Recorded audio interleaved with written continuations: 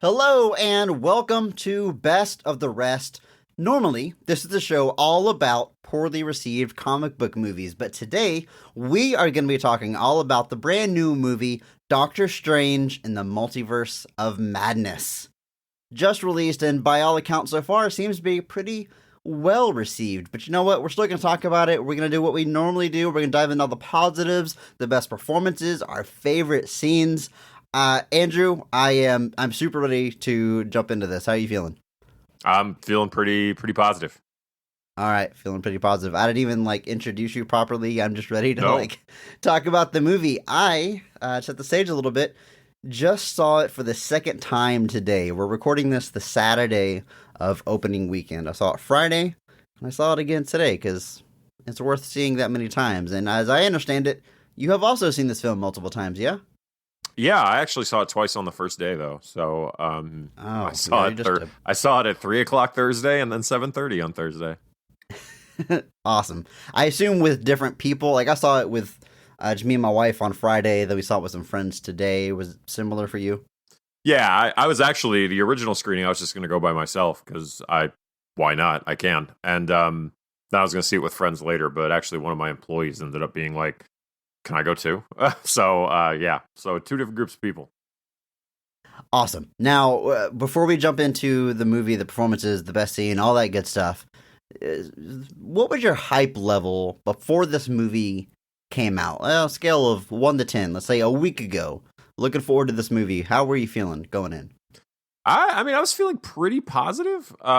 It definitely seemed like an auspicious movie. The runtime was a little bit shorter than I expected it to be. Yes. This movie, I think, is just at 2 hours. Yeah. A little bit over. But pretty hyped, if only because the last movie Sam Raimi directed was 9 years ago. And so the fact that this is what kind of pulled him back in to kind of, all right, let's direct a movie again. I was like, interesting. So I was pretty hyped, especially coming off Spider-Man, that we got some things happening there that are bleeding into this. So, yeah, pretty hyped overall. Yeah, I was excited to see it.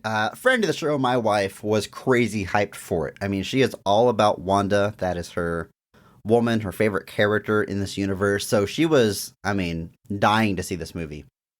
I wasn't quite at that level. I was excited for it. Like you said, Spider-Man had big implications. This is coming hot off of that. And I look forward to all the new MCU movies. It's a super fun franchise. But I don't know. I like Sam Raimi. I like a lot of his movies. His track record, I don't think it's hit or miss, I think is a good way to put it. And him alone wasn't getting me too hyped about it, but the movie far exceeded my expectations. I should have been hyped for it because this was awesome. Let's jump into it. This was a blast. This was just a blast. Even the first time I saw it, I was like, this is just cool. This is such a cool movie. That's the word that I keep coming back to. It's just fun as hell, and it's got a lot of other things going for it, but at a base level, it's just super, super fun. Before we jump into those fun scenes, we are going to talk about the performances, and of course, hand out some Mark Strong awards.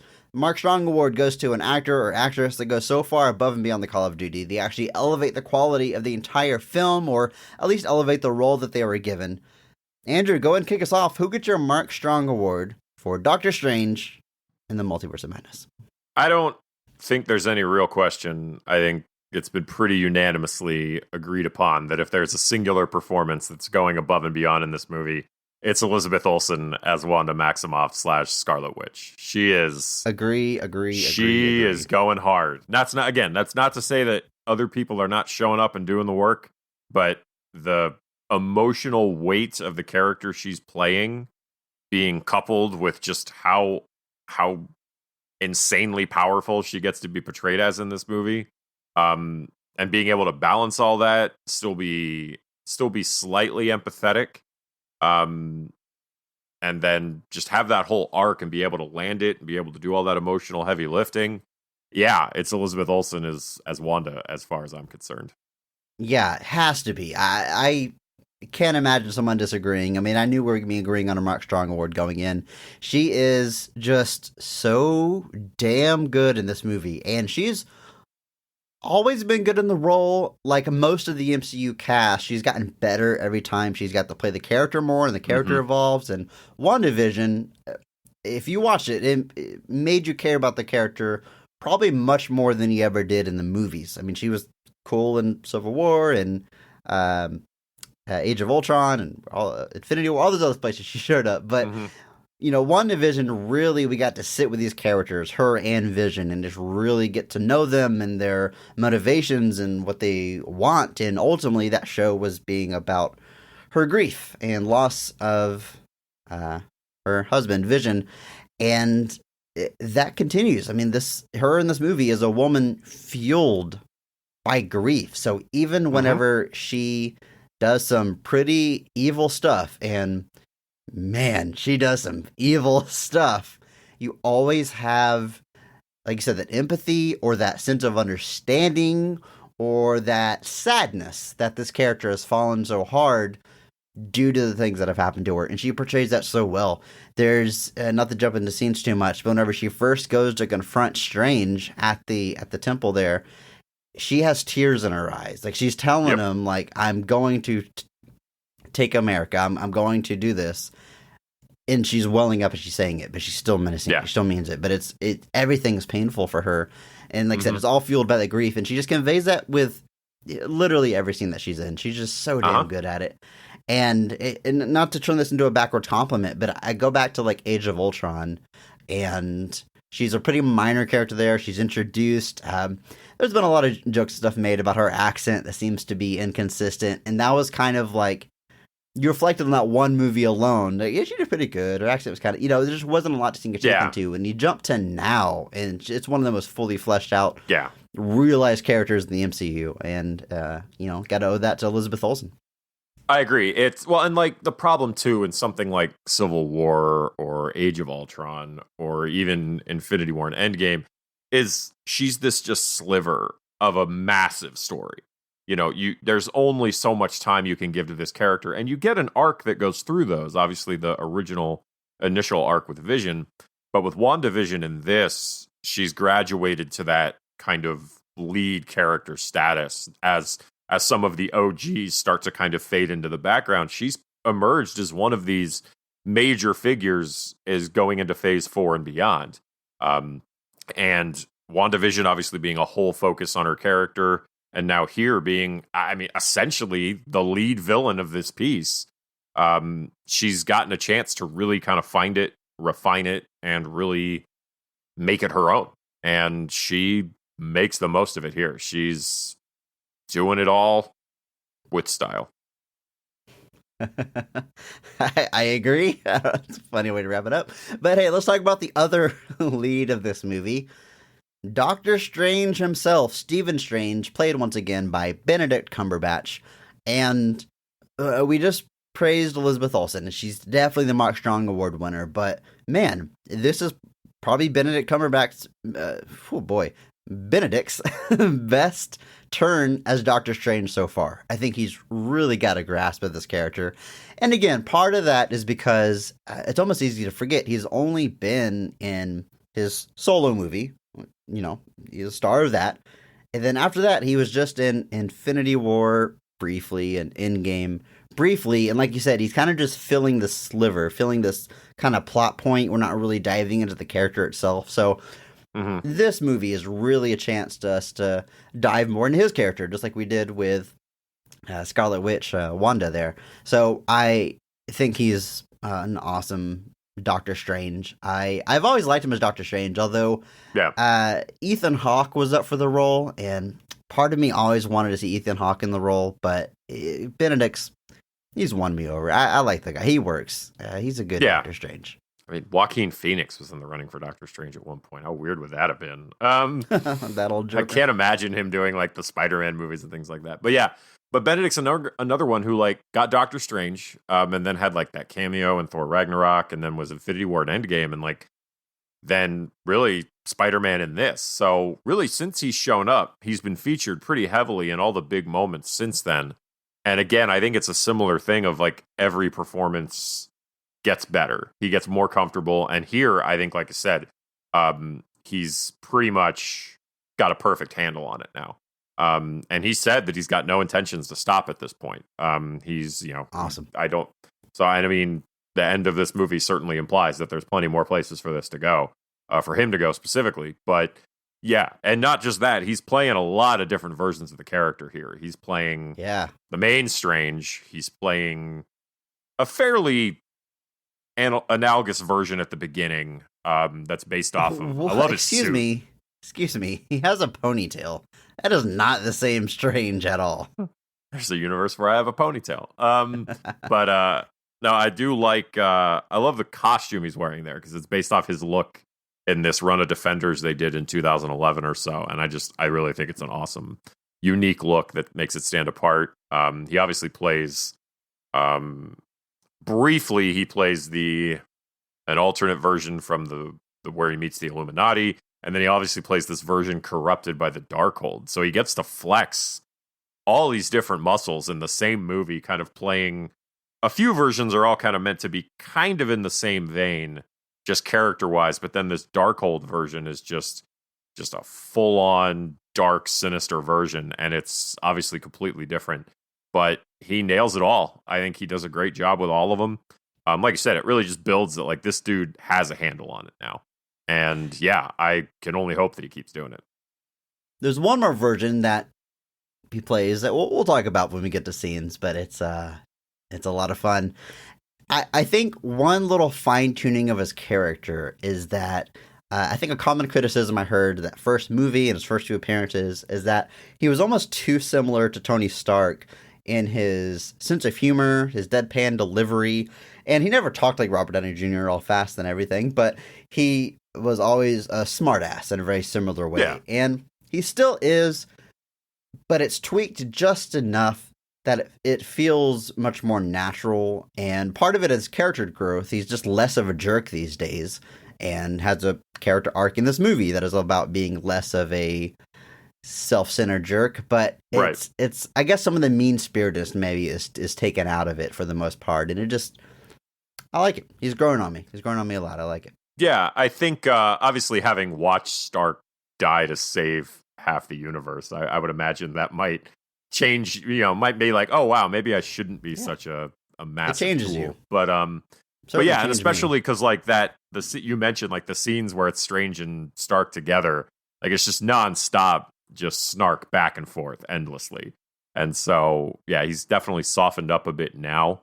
And yeah, like I said, I think he's gotten really comfortable playing the character and fantastic. Stick with it. So whenever there was the scenes of him and Stark on screen together, were you one of the people that wanted to hear a no Sherlock, or were you thought that was too on the nose? I didn't care. Like if they did it, cool. If they didn't, I have no bones about, and I actually like the Downey Sherlock movies by and large. But yeah, that was one of those things where like I saw people posting about it. They're like, if they don't do this, and I'm like, guys, who cares? Of all the hills to die on. Exactly.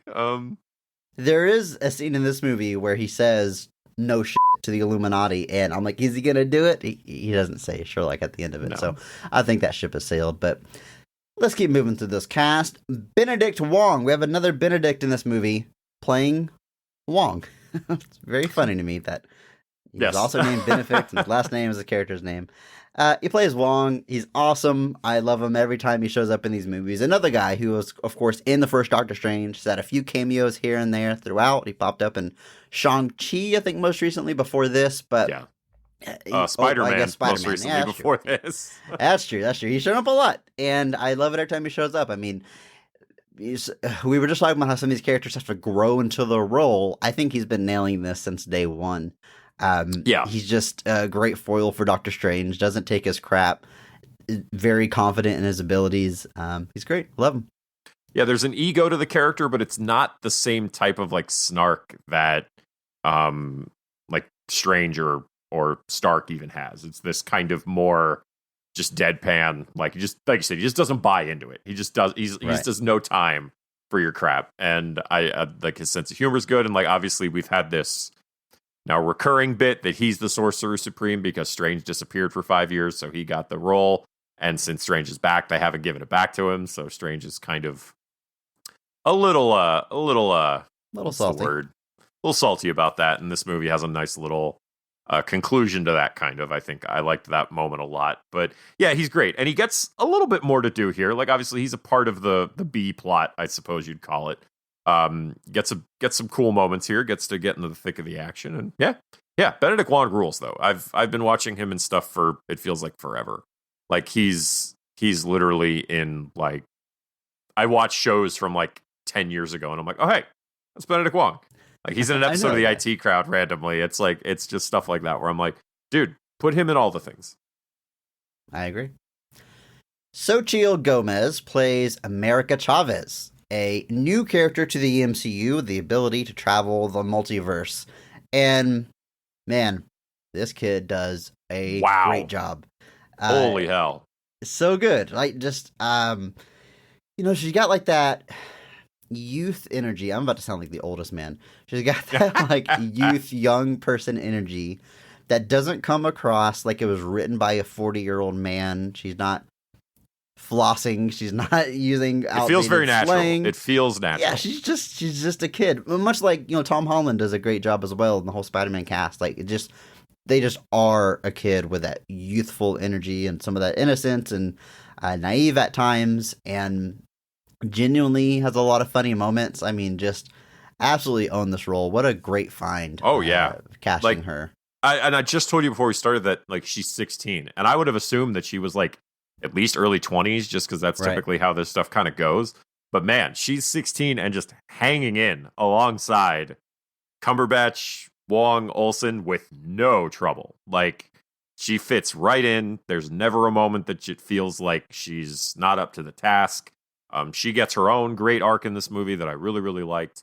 But yeah, nailed it. Like, nailed it. First try. Like, genuinely, honestly. Yeah. Like, seriously. It's actually, it's awesome. But yeah, great performance. Another member of the Young Avengers making their kind of backwards shift into the MCU. We're getting quite a few of them now through various ways. So you got to wonder if there might be some kind of plan. But I have no idea where the MCU is going in terms of the next big crossover. Right. We can think about that a little bit later in this episode, but that's certainly a way they can take it. Let me ask you this, though. I didn't avoid trailers for this movie like I did for Spider-Man and Eternals. I went running out of theaters. I did see the first trailer for this movie, and a little bit of stuff was spoiled that I wish wasn't. But for the most part, I was very happy that I didn't know where this movie was going, and big stuff wasn't spoiled for me.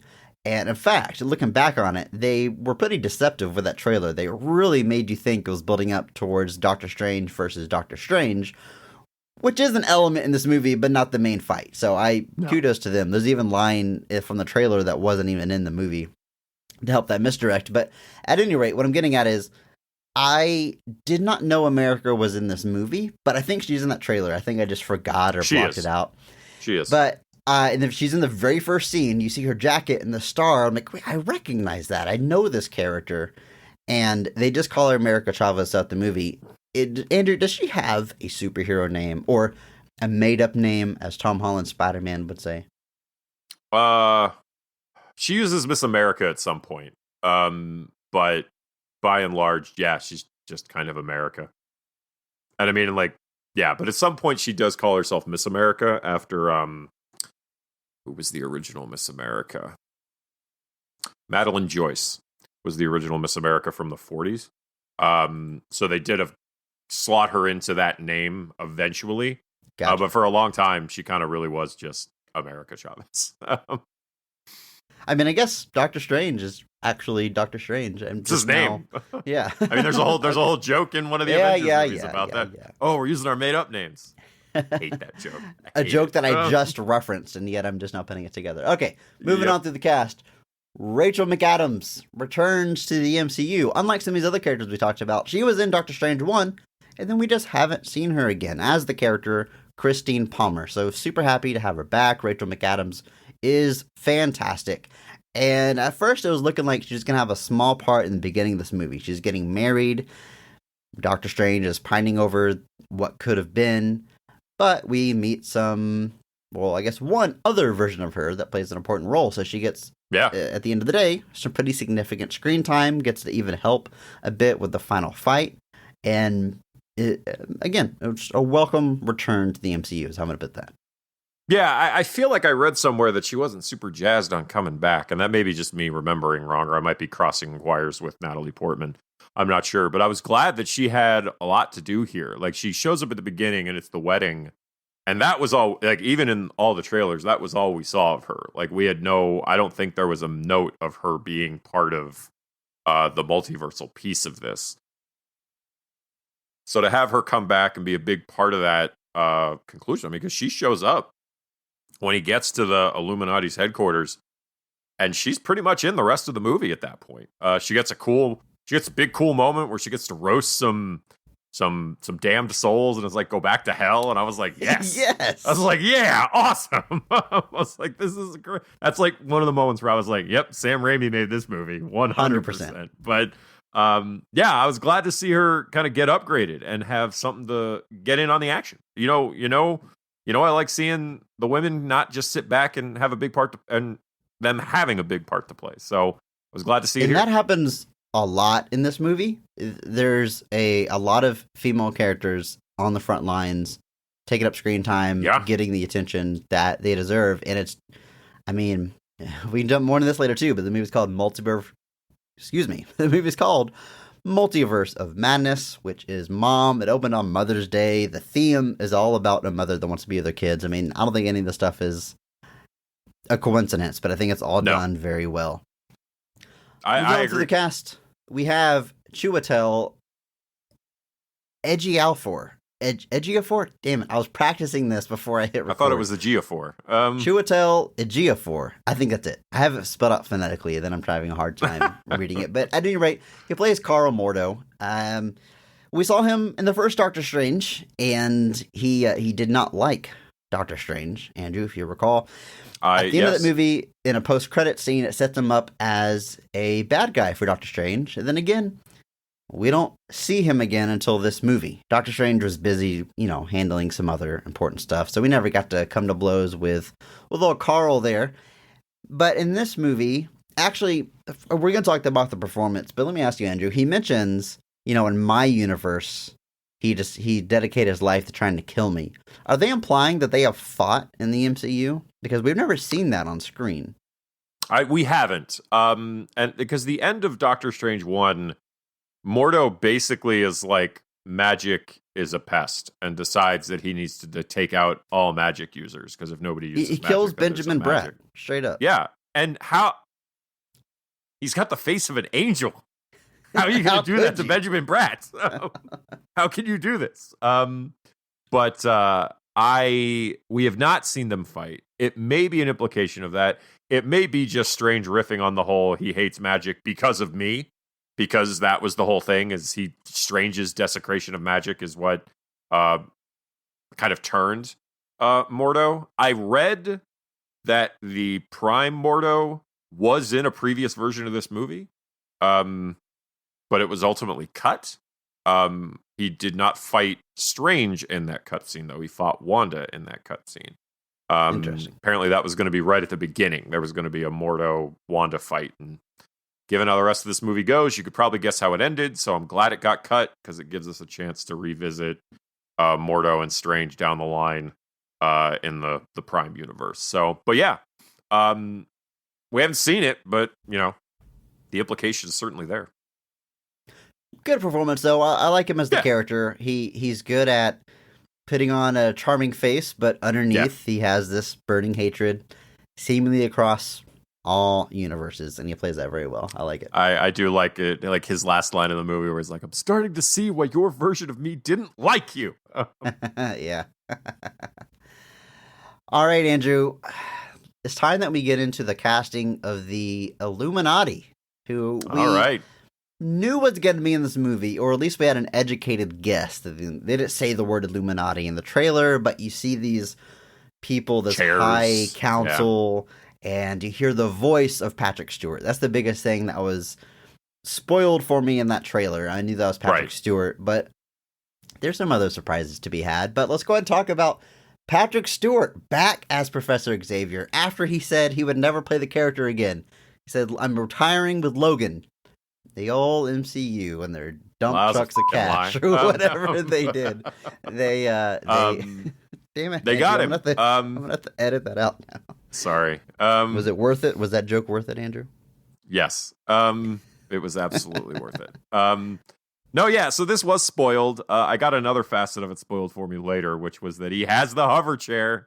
Oh, you knew that going in? I did not know that. There was a final, one snippet 30-second trailer that spoiled the yellow hover chair and Captain Carter, and I was pissed. Why? Why would they do that? I hate it so much. But either way, he doesn't just get the yellow hover chair, and it's not just Patrick Stewart.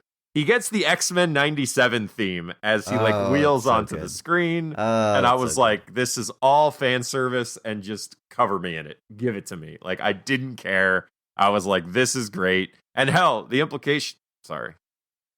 Hell's fine. Hell's fine. All right, my bad. It may be the implication that, this is supposed to be that version of Xavier. It's the X-Men animated version. I don't know. But, yeah, Patrick Stewart has now died as Charles Xavier 3 times. 3 times. Movie. Yes. He can't stop dying as Charles Xavier. But, yeah, that might be a record. I can't think of anybody else that's died as a character as many times as he has. But yeah, I think it was fun. The Illuminati are all varying degrees of just kind of there to 1 or 2 moments, and that's it. And it's he gets a solo scene by himself, kind of more than a little bit of the others, where he kind of tries to go into Wanda's brain and do a mental fight with her. But it's just cool. It was cool to see him get an MCU moment. But we've talked before about how Patrick Stewart as Charles Xavier is one of those iconic things. And so I know it's contrived, arguably. I know people are like, what is this? Does this make the Fox movies canon? I was like, no, it doesn't. They're their own thing, and they always will be. But I thought it was great, just to have him interacting with Doctor Strange. And he says the line he says from Days of Future Past. Just because someone stumbles and loses their way doesn't mean that they're lost forever. And that hit me really big. I was like, oh, man. So good. Because he has that moment. Because the Illuminati don't trust Strange because of what happened in their world. But he's the one that's like, let's see what, and I think Charles is smart enough to be like, oh, this is all about to go terribly wrong. So we're going to have to trust this guy. So he gives him the benefit of the doubt. And he's the one that's like, we have to trust you to do it. And I thought that was a great role for him to play in this. And just, again, he gets that moment. He gets all the iconography of Xavier that you might remember from other versions that they kind of shied away from. And I can't be mad at it. I know a lot of people were like, I don't want the Fox X-Men stuff and cramming into my MCU. And I was like, I'm glad that we got it, but I'm also glad that he got it, to be part of the MCU. So very cool. It's awesome. And I don't even care what version it is. Using that line from Days of Future Past kind of makes you believe it might be that Charles Xavier. James Mangold has said that the Logan universe is actually separate from earlier movies. So, I mean, who cares ultimately? Maybe it's the animated series version. It doesn't matter. It's the multiverse. There's infinite versions. Some are very similar to others. Whatever. It's Charles Xavier. It's Professor. So James Mangold seemingly confirming that not just has he died as Xavier 3 times, he's died as Xavier 3 times in 3 different universes. I love it. Yes. I did not know about the yellow hover chair. In fact, the first time I saw this movie, I knew it was Patrick Stewart and it was his voice, and then I saw the yellow chair. I literally went, oh my God. And I had my hands on my head. And the music. Oh my God. I didn't hear the music. I didn't notice it. It plays it in the score. I was too busy freaking out. I didn't know that until I heard other people talking about it. And I was sure for the second time to really listen. And it's very obvious. It's right there in the score. Yeah. I just was too excited to notice it. But yeah, the yellow hover chair, so cool. It is interesting, though. You called it X-Men 97, which is what it says in the credits of this movie. but X-Men But started in 93. yeah, the show's older than that. But they are reviving the show, and I think the name of the revival is called X-Men 97. That's when the first show ended, so like they're picking it up where it left off, I guess. Yeah. So it's almost like they're saying they used the theme from the revival and not the original. That hasn't come out yet. But it's the same theme. It's kind of like Yeah. Disney trying to keep it all in-house, I guess. But Or that might be the whatever. version that's like copyrighted. Like, I don't know. Like, that might be like the, when you credit use of the music, it's credited probably as a that. boring Like, legal I don't thing, know. you're right? Yeah. It All right, usually moving is. on. The version, it's never as interesting as we think it is. 100%. Moving on through the Illuminati, Haley Atwell returns as Peggy Carter, sometimes known as Captain Carter in this incarnation. You enjoying this unedited podcast, everybody? This is just so cool. I mean, I didn't watch What If. I didn't watch the whole series. I did watch the first episode, and I loved seeing Captain Carter. It's such a fun idea. Like, what if she was the first Avenger? What if she got the serum and she's got, the flag of England instead of America on her costume? It's all very cool. Yeah. I love it. She doesn't, like you said, Professor Xavier gets the most screen time, the most dialogue probably out of the Illuminati. She's mostly doing a fight. She gets to say, I could do this all day, which is super rad. It's awesome. It's very cool to see in live action. It was very cool. She and we'll talk about the next member. They get like the biggest standoff with Wanda because Wanda tears through some of these guys. In some cases, literally. Some of these guys is right. There's 4 of the Illuminati take on Wanda. The 2 men die instantly, and the 2 women put up a fight. Again, kind of going back to some of the themes of this movie. And and it also we'll talk about it once we finish with the Illuminati, but I think there's an interesting thread there that I think responds to one of the criticisms of it. But yeah, it's awesome. She gets to do the Captain Carter thing, taking What If, making it live action. I think that's awesome. Obviously, giving us just a riff on it. Yeah, I thought it was cool. Like I said, not a lot going on. She gets a couple of lines of dialogue. But yeah, it's just one of those things where it's like, hey, you didn't have to do this, but you did, and it was cool. Lashana Lynch plays Maria Rambeau, and in this universe, she is Captain Marvel. So just like there's a different Captain America, there's also a different Captain Marvel. And again, also very fun. I don't know if this ever showed up in What If, or this was the first time kind of seeing this incarnation, but I like that idea a lot. I really like Lashana. Let's see. We will never do a best of the rest episode on No Time to Die, the last Daniel Craig James Bond movie, but she gets my Mark Strong Award for that movie. She rules in that movie. She's so awesome. She does. And she's great as Maria in Captain Marvel, but it's not the most screen time. Right. There's not a lot going on there.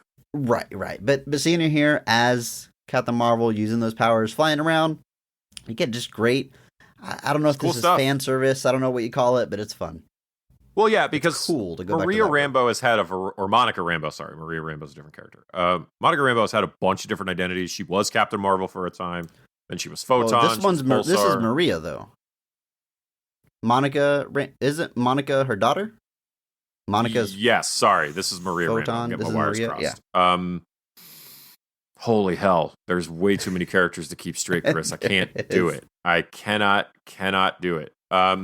So in this case, it's Maria Rambeau, but sorry, it's Monica that has all the identities. I'm getting it all crossed up.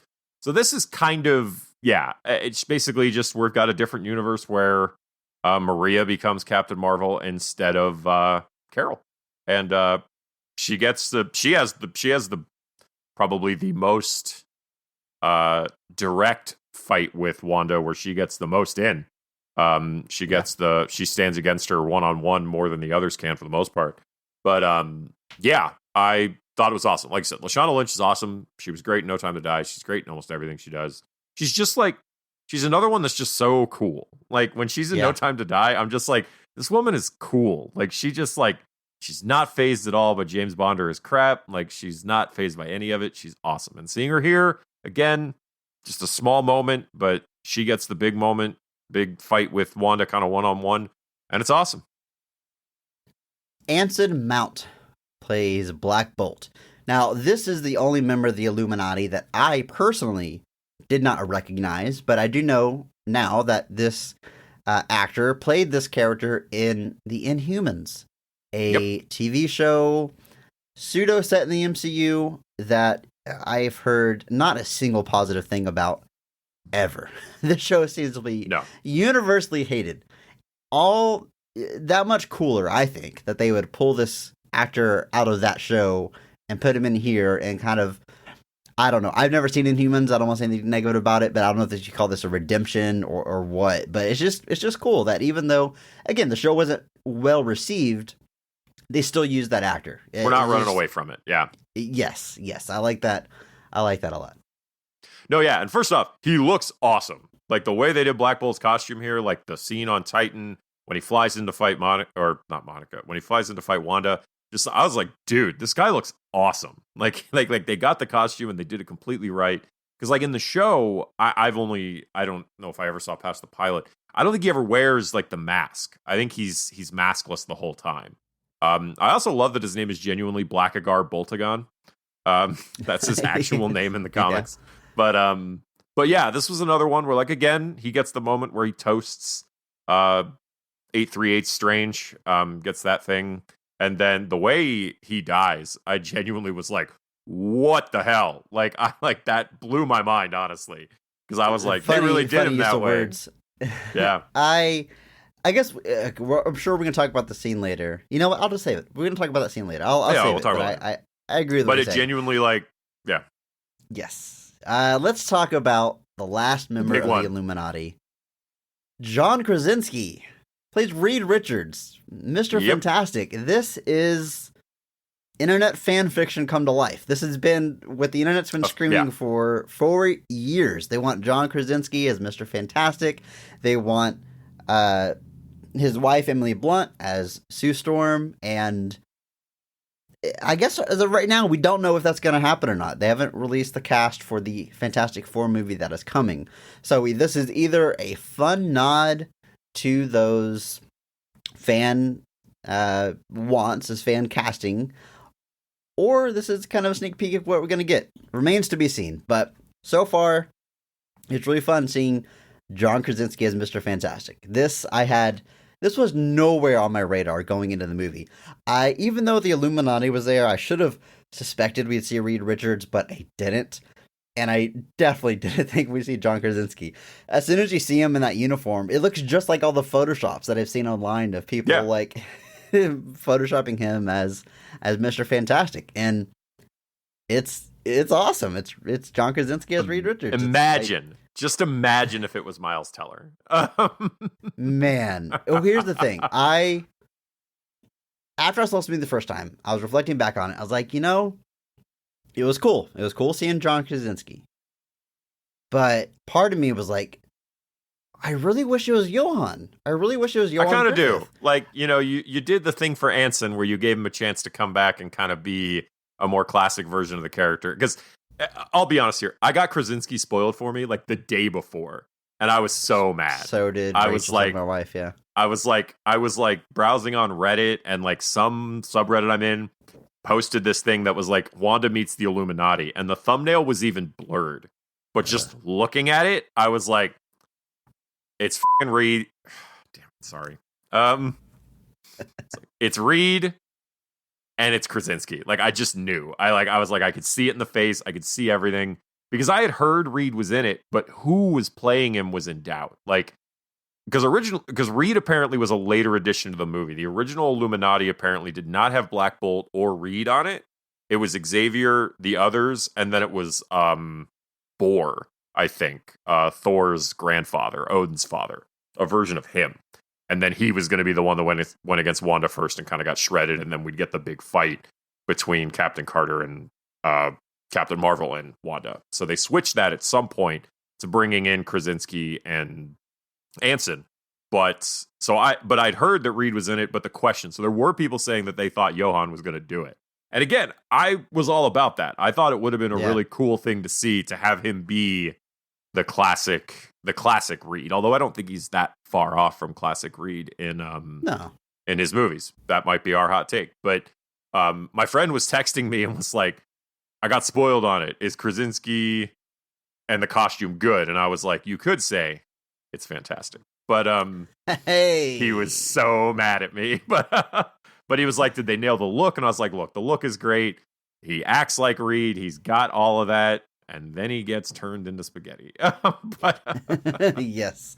That's the only thing that I was thinking, like, maybe I don't want Johan, because it would be cool for him to say, I'm married, I have kids, even though it's probably not the same Johan we saw in the movies, whatever. Right. It'd be cool to have his character, say that he's grown up a bit and he's had this family and made things work out. But Johan, that Fantastic Four, they're so pure, they're so innocent. I don't think I'd want to see Johan get turned into string cheese. That might have been hard to watch, but right, I don't know. like... Then again, I can watch Charles Xavier die for the third time and be fine with it. So, well, maybe... that's part of like we've seen him die twice now. A third time is not really phasing us at this point, but yeah, that's an interesting thing. Yeah, yeah. Maybe seeing Wanda tear apart poor innocent Johan though would fuel the wow factor that the scene is, supposed to have anyway. Yeah, we're in a different place, wow, yeah. Yeah. So, I don't know. I'm cool with John Krasinski. I think Johan also would have been awesome. Both very cool choices. Very interesting to see who's, playing him in Fantastic Four. I imagine if it is John Krasinski, that announcement will be coming very soon. I'd be curious, because one of the things I saw after I saw Krasinski get spoiled for me is there was an article that was like people who could take over Fantastic Four's director's chair, and Krasinski was on the list. And my friend, I sent that to my friend who also knew, and he was like, people out here just throwing this around like it's nothing. You guys can't do that. The movie's not out yet. This isn't right. But yeah, at that point, man, get Krasinski to direct it too. Why not? How interesting. Because he was cast as Captain America and then get replaced by Chris Evans. And was he actually cast? Okay, here's the story as told by Griffin Newman of Best of the Rest. No, wait, that's our show. Of Blank Check. Not yet. Not yet. Friend of the show. Chair's open, Griffin. I know you're listening. Come on over. According to him, that he was number one on the list, and Marvel kind of leaked it to kind of get a feel for it. And the response was, Jim from The Office as Captain America? That's ridiculous. And so they got cold feet and went with Chris Evans. That's the story. So if he wasn't officially cast, he was high on the list in the running. So weird, because I remember the reaction to Evans wasn't exactly flattering either. Like, it was like, I don't know, weird. That's true, but Chris Evans also wasn't in anything nearly as high profile as The Office. Everybody knows Jim from The Office. They don't all know, that's true. His part in Not Another Teen Movie or right. Or Fantastic Four. Whatever, yeah. Sure. No, yeah, but either way, like it was cool to see him. Like you said, the thing to note is that I thought was interesting is all the other characters that have MCU counterparts are played by their MCU actors outside True. Patrick Stewart, who again, we don't know who Xavier is in the MCU at this point, but I would assume it's not going to be Patrick Stewart. But who knows? Krasinski is, how old is Krasinski? He's got to be in his early 40s at this point. So I don't know how long you'd plan on having him be Reed, but I imagine, because Krasinski is all about it. Emily Blunt, when they asked her about like Sue Storm, she's way less interested. She's kind of been very like, that's not really something, because she was in the running for Black Widow early on when they were putting Iron Man 2 together, and she didn't end up getting that one. And she says she likes him, but I think when they kind of asked her point blank about Sue Storm, she was just kind of like, it's not really the kind of thing I'm interested in. Whereas Krasinski is just like, call me, please. Guys, Yeah. I'm here, please. Guys, I'm sitting right here. Please call me. So, Andrew, since you bring up Emily Blunt, I've got to mention this. A few episodes back, we had a big debate about who out there has not been in a comic book movie, who's never played a character in a movie based on a comic. My question to you right now is, has Emily Blunt been in a comic book movie? She has been in a comic book movie, technically in the same sense that Tom Cruise has. Right. Now, Tom Cruise was like our number one answer on that episode. Which, after recording it, we realized the movie Edge of Tomorrow, also known as Live, Die, Repeat, for some reason, very strange, is based on a manga, and I don't know if that counts. It's kind of a stalemate there. I even have that manga on my shelf. I'm so upset at myself. It's called All You Need Is Kill, which is a great title. Yeah, so she's in that movie with Tom Cruise. So if Tom Cruise gets it for that, then so does she. But yeah, I don't know. Like I'm just, you know what? I'm here. I'm gonna look at her filmography real quick. We're gonna see. This is more important than talking about scenes from this movie. We got to get this resolved. No, I mean, she was in Sherlock Gnomes. I don't know, but yeah, it's. I really don't know. But yeah, if Tom Cruise in All You Need Is Kill counts, then she's covered by that as well. So yeah. Then Ryan Gosling is the most famous actor never in a comic book movie. Hands down. Let's move on. Andrew, Let's jump into the scenes of this movie. There's a couple of cameos that we could talk about. We'll save it for later. Let's talk about the scenes of this movie. I'm excited to dive into it. We're going to start with our favorite scene of the film. Andrew, in your opinion, when is this movie firing on all cylinders? What is the best scene in Doctor Strange and the Multiverse of Madness? Man, I can't even pretend that Zombie Strange wasn't just when I was just like smiling like a big old goofy idiot. Because another one of those. Yep.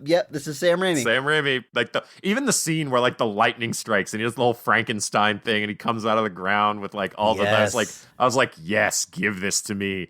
But so either way, Strange has to like dreamwalk into the main MCU, but there's only a dead version of him there, so he basically projects himself onto a dead body. So he climbs out of the ground. He does the whole circle thing, the whole portal thing. These evil, damned spirits try to drag him down, but he fights them all off. And like this is the same sequence where Christine gets to like blow them away with some eternal cauldron from strangest crap that she knows about. But just all of this, I was like, man, this is great. I was like, and then he shows up and he's actually able to like fight Wanda, and he gets a big moment where you're gonna have to do more than kill me to kill me this time. Or he says something like that. So cool. It's such a ridiculous line, but I was like, just give it to me, guys. I will take this all day. And so I'm just and then that kind of leads into our finale, which is also very good. But man, I just had such a blast watching zombie Doctor Strange commanding damned spirits into a cape and then fighting Wanda. That's a sentence I just said out loud. It was, when I saw that, first of all, the look. I mean, it's Evil Ash from Evil Dead. It's a Deadite. It's got these sunken in eyes. I mean, you can't tell me that wasn't an influence on designing this character. And it's also a nod to like Marvel zombies. It's a lot of things, but it's so cool. Zombie Doctor Strange. And then on top of that, like you said, he harnesses these spirits, basically makes a cape out of them and flies through the air. And that's just awesome. Cool. This movie's cool. This movie's cool as hell. It's Sam Raimi as hell. It's so cool. It's so cool. That's just the word I keep coming back to. It's so cool. For my favorite scene, what you just described was like 1B to what I'm going to say is my 1A. It's the scene that comes immediately before that. Doctor Strange is confronting another Doctor Strange who has been what would the word you would say? Corrupted by the Darkhold. Yeah. And his universe is getting destroyed because of what do they call that? Incursion? Yeah. Is that what it's called? Okay. Yeah. So he confronts him at the Sanctum. It's just the two of them. And he realizes this other Doctor Strange is so evil that he's actually been killing Doctor Stranges across the multiverse. And so they fight. And they fight in one of the most unique, cool ways possible. And again, I'm going to say this is a very Sam Raimi fight. It's also a very Doctor Strange fight. They fight literally with music notes, which is one of the coolest visuals ever seen in the MCU. It really doesn't make a lot of sense, Andrew, and it is silly, but you know what else it is? Cool and fun as hell. Chris, you know what else? I don't care. It's cool as hell. Yes, like, I agree with you. There's so much. I mean, that's one of those things where like there was somebody who was like, "What was up with that music fight?" I was like, "What's up with any of this?" Like, you really like if we start critically analyzing anything, you're gonna find that the music fight is probably lower on the list than some other stuff. But no, I love like genuinely when he like got the music and he was doing that. I was like, okay. But then it like started going back and forth and like Bach was playing like while they were fighting, like they were fighting with Bach's music, and I was like, this is great. Like this is comic booky as hell. Like, this is fantastic. This is like, I was like, I can't believe this is actually happening. That was actually kind of where I was at. I was like, I can't believe this is a real thing on my screen. And I'm so happy about it. There's a lot of like horror moments in this movie. Straight up horror moments. I'm not going to one that can go as far as to say this is a horror movie in the MCU. It's a lot of things. But there are scenes, there are moments, and there's even the classic, like, oh God, what do you call it? The piano note, like, as a jump scare. Like, they use that a few times. The character close up with their eyes open, there's a dung piano. So Doctor Strange gets thrown into piano. We get a noise like that as he hits it. Sheet music goes everywhere, and it's like Fantasia. Like, he like lights up the notes on the sheet music that come across and like throws music notes made of light as if they were ninja stars. Like, it's just it cuts candles in half. It's awesome. And then the evil Doctor Strange has different colored music, and it's got like the old dun, dun, dun, dun. Yeah, it sounds like a bad guy. Bach. You're right. It's and they go back and forth, have a duel. It's fun as hell. And then like the final.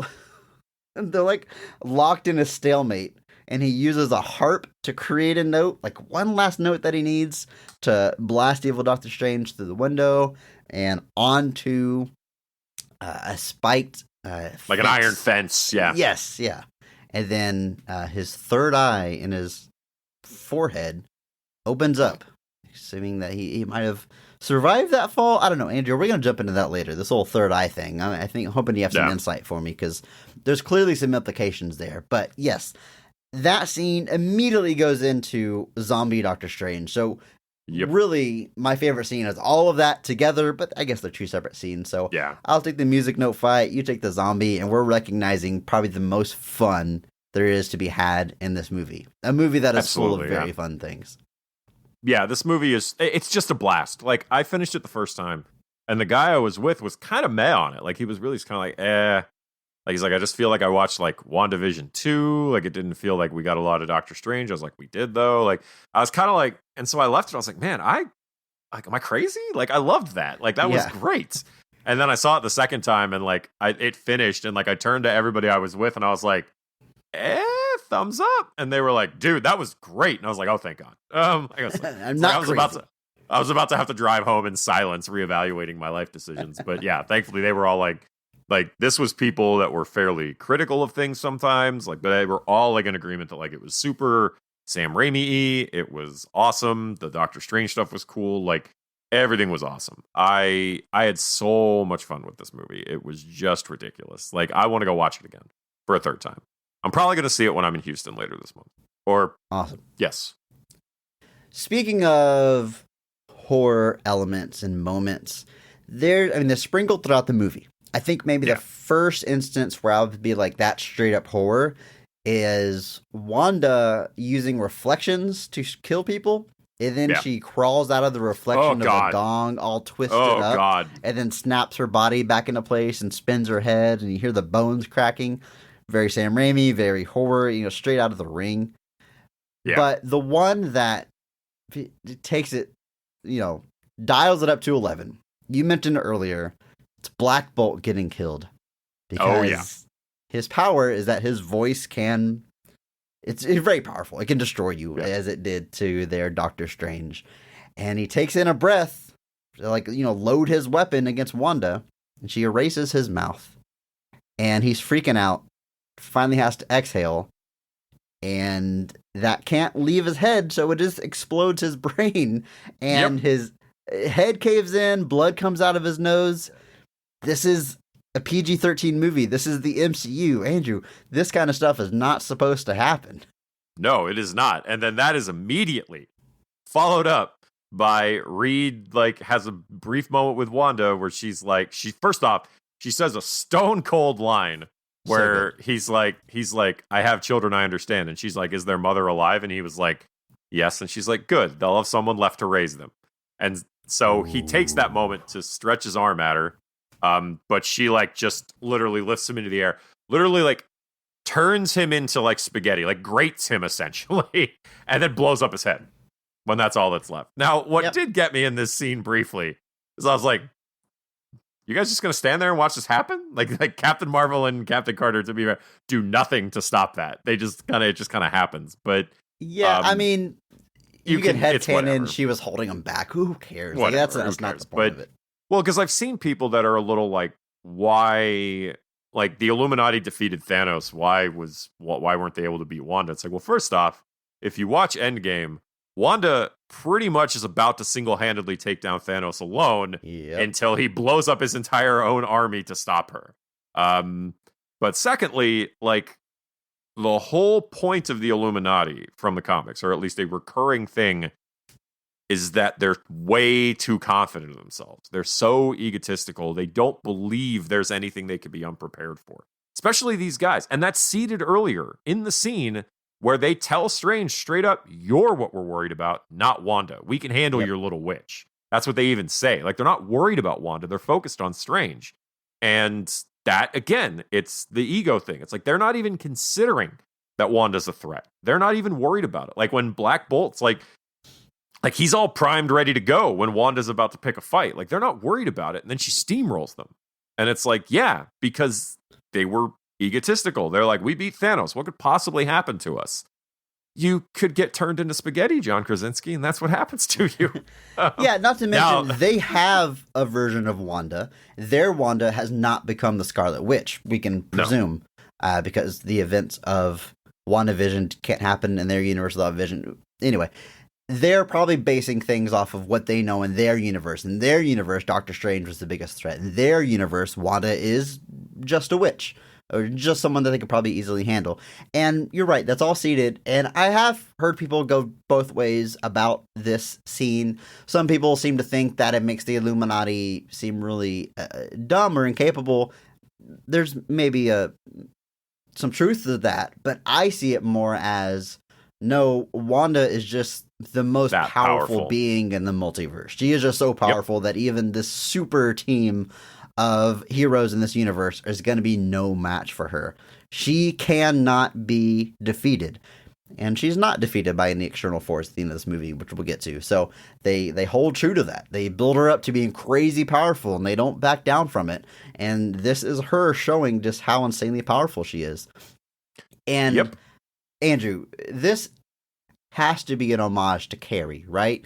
The blood coming down her face and the white cardigan. Oh, yeah, kind of. I don't think she blinks in this scene. I think that's 100% what Sam Raimi is going for as allusions to Carrie, and it works. It's so cool. There's a whole chase scene that follows this where Wanda's not flying after them. She's literally like limping on one leg, like straight up looks like something out of The Ring or out of The Grudge.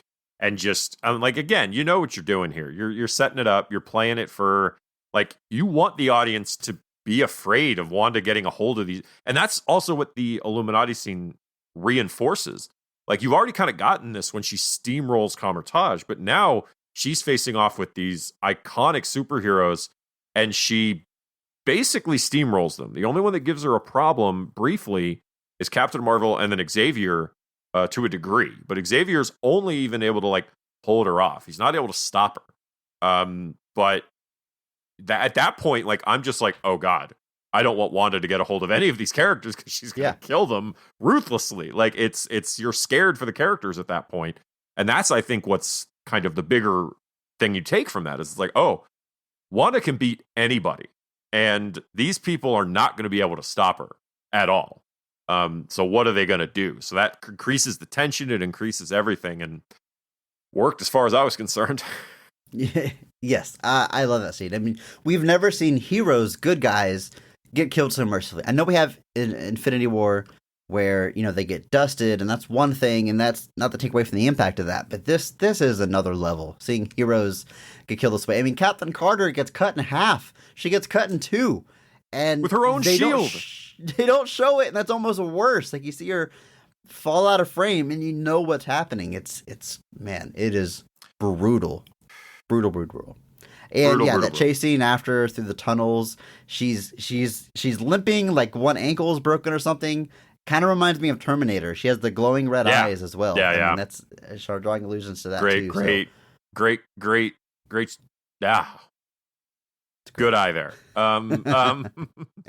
I do do like just skipping back to the end for a second. I do love that Strange gives America like the motivational speech of "You've always been able to control your powers" while he's zombie Strange.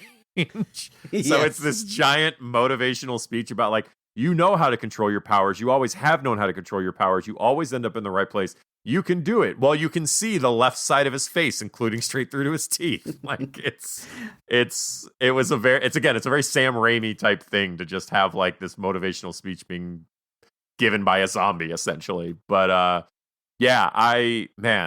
what a cool movie. Just so cool movie. Like, yeah. MCU aside, I can't think of a movie that I've just wanted to like revisit as much as this. Even Spider-Man. I don't know if I was like, oh man, I got to rewatch. Like, I liked Spider-Man a lot. Don't get me wrong. Like, we talked about it. We raved about it. But with this one, I'm just like, man, I want to go back again and again and just live in that world because it's so much fun. Let's talk about Sam Raimi's fingerprints. They are all over this movie. Now, the MCU, it's a well-oiled machine. I mean that as a compliment. Some people say that in negative context, but they know what they're doing. They produce a lot of hits. They make a lot of money. They're high quality. By and large, I enjoy all of them to some extent. I mean, they know what the hell they're doing. Now, I guess the critical version is that the movies start to all feel the same, not story-wise, but they feel the same. They're cut from the same cloth. Right. They have the same type of humor, whatnot. And then occasionally you get these, you could say, auteur type directors that come in and they put their own spin on it. Even though Eternals, I wouldn't consider her an auteur director. That felt very different. I think Taika Waititi taking over Thor was a huge change for that character. Shane Black and Iron Man 3, there's been some examples of it. James Gunn and his Guardian stuff. This is one of those movies. It does feel like an MCU movie. I don't want to get too hyperbolic, but it definitely feels like a Sam Raimi movie. There are so many shots, close-up of characters' eyes, and their eyes popping open, tilted angles. There's a shot whenever the souls are fighting Christine, and it's a POV shot from the soul, and it's just Rachel McAdams holding the camera, and the camera's like zooming in on her face, and she's screaming straight out of Evil Dead. The POV shots that Sam Raimi loves. There's all the horror elements that we talked about. Andrew, all like the weird angles. He does like he loves tilting the camera to the side or like following characters as they're moving up. Like you get another like the POV shots. There's a couple of shots where people are like being lifted on wires, and it's not quite as obvious as he always does it, but like there's definitely still some practical shots of people being lifted or landing. Couple of POV shots. You get that good one of Christine. There's another one where like Wanda is like 616 Wanda is in the house of the 838 Wanda, and like she's like behind the stairs or something, and she like comes out, and like the how that Wanda kind of notices, and she like ducks back behind, so it's the camera just like moving out from the stairs, then ducking back behind the stairs. Like, I mean, that whole scene is Sam Raimi, that possession scene. Oh yeah, the film is stretching. A picture of Wanda in the picture in the photograph moves. Moving. There's like, food. Teacup has like plate. waves in it. Yeah, that whole scene is like, if there's a horror scene in the movie, it's probably that one. But this is actually, and like we agree that there's a lot of these movies that have fingerprints, but like inadvertently, I think this one is one of the like I might put this solely behind like Thor Ragnarok as far as like a director's vision being evident throughout the film. Guardians is a bit of a weird one just because like it's written, directed, like it's James Gunn's thing. Like it can only be James Gunn's thing, but like this is definitely one where like if I watched this movie not knowing who directed it, I could genuinely be like, I mean, well, this by all indications this is a Sam Raimi movie. Now, if Sam Raimi's back? Now if you asked me, like if somebody was like, if you went back 4 years ago and were like, dude, Sam Raimi's going to direct Doctor Strange 2. I would have been like, what?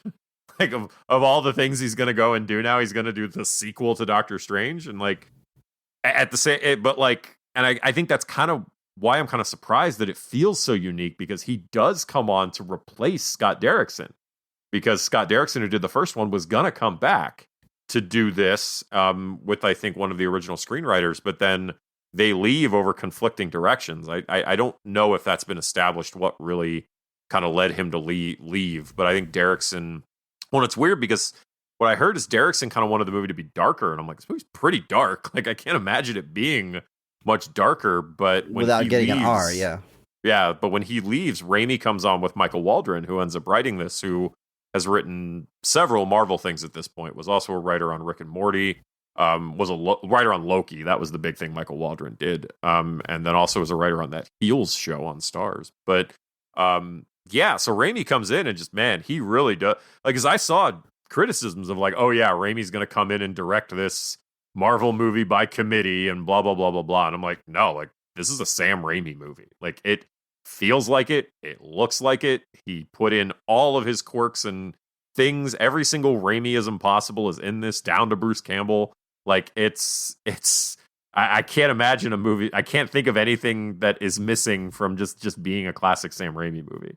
I agree. So good for him. One Sam Raimi touch I really like is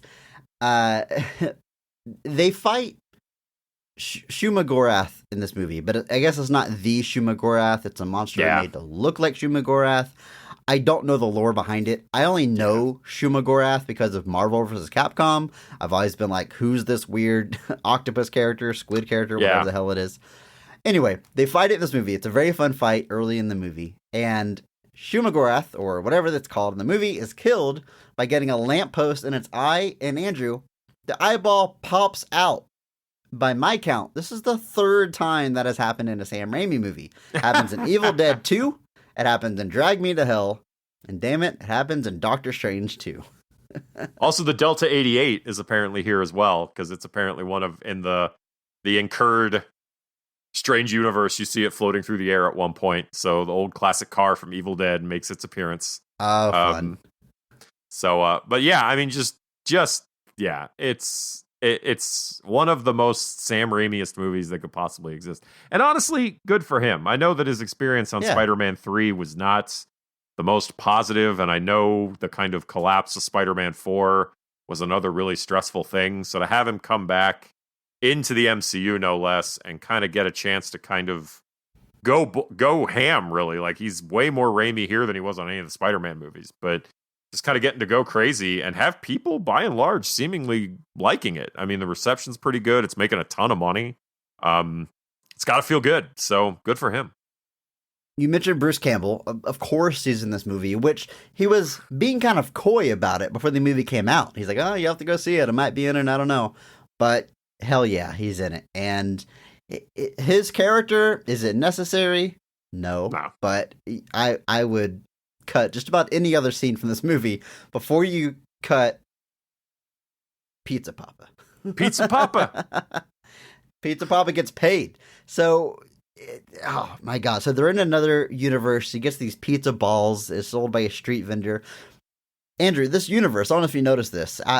It's fun. You know, they traveled a bunch of different universes, and there's some really weird ones we can talk about, but they spent some time in this one.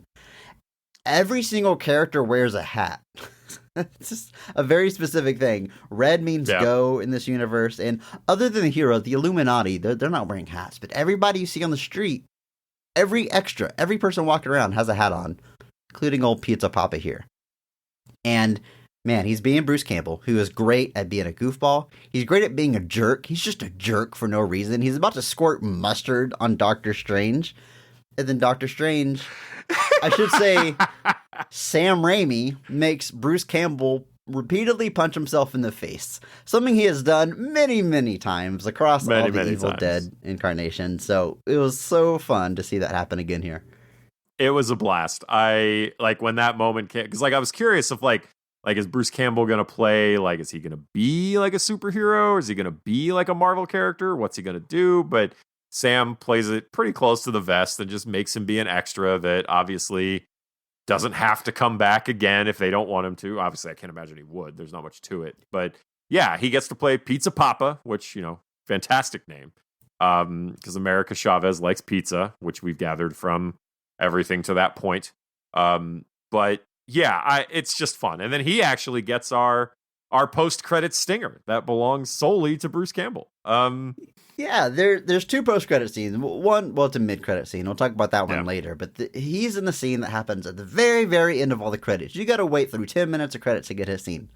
Both times I saw this movie, Andrew, whenever, I mean, if you're listening to this, you've hopefully stuck around and saw the scene. It's him repeatedly punching himself in the face, and he's so exhausted, he's barely punching himself, but the sound effect is still like, as if he's like knocking the crap out of himself. And then the spell finally wears off. He looks in the camera and says, "It's over." And then boom, cut to black. Both times I saw this, I laughed hysterically out loud. Multiple other people in the theater were like, "I waited for that. What was that?" They hated it, and those people must hate fun because I think it's hilarious. I agree. I thought it was hilarious. I like, and it's you got your tease scene already. Don't just what'd you think it was gonna be like the next scene? No, it's fine. We are having fun. We're all good here. Just guys, just have fun. Definitely reminds me of the Spider-Man Homecoming final credit scene with Captain America talking to you about patience and wondering why you waited so long. It's definitely, breaking the fourth wall in the same way, but I loved it. I think it was great. I wasn't hesitant about this being a Sam Raimi movie. It didn't necessarily get me hyped because, like I said, his track record, in my opinion, is a little rough. But, man, Joe, I've got to say, Sam Raimi, you can kind of break most of his movies down into one or two categories. He's got the low-budget movies that are mostly horror, like the Evil Dead movies, like Drag Me to Hell, like Darkman. And then he's got the big-budget side, like the Spider-Man trilogy, like Oz the Great and Powerful. And, in my opinion, those he has struggled with. And I know the Spider-Man movies are beloved, and I'm not the biggest fan of them. I know I'm kind of a minority there, and I've been shy about saying, I don't like him very much. But 3's pretty good. We did an episode on it. Go listen to it. But in my opinion, this is his best movie in that high budget realm. In the category of Sam Raimi's that are like big franchise blockbusters, this is his best attempt at that. I think he just, whereas in Spider-Man, a lot of the Sam Raimi touches came across as hokey and campy, and I think had conflicting tones, I think it all works here. He leans into the horror, and it services the story, and the camera zooms and weird touches he does. It all fits, but it doesn't feel low budget. It still feels like a big blockbuster movie. I think I finally made it work, at least in this guy's opinion. But I'd put it at the top of the list of that type of Sam Raimi movie. The people I was with, one of them said that they felt Sam Raimi was far better suited to Doctor Strange than he was for Spider-Man. And as somebody who still enjoys his Spider-Man movies, I don't think that's an incorrect statement. I think Doctor Strange just allows for those Raimiisms to shine through. You get to kind of dive into the wackier, goofier stuff, because there is some wacky, goofy stuff in this movie, and I'm not even going to pretend I have a problem with that, because I don't. It's that kind of thing where it's like you want these movies to start feeling different. This is what it is. This feels like a director making a movie within the confines of the MCU, but it still feels unique.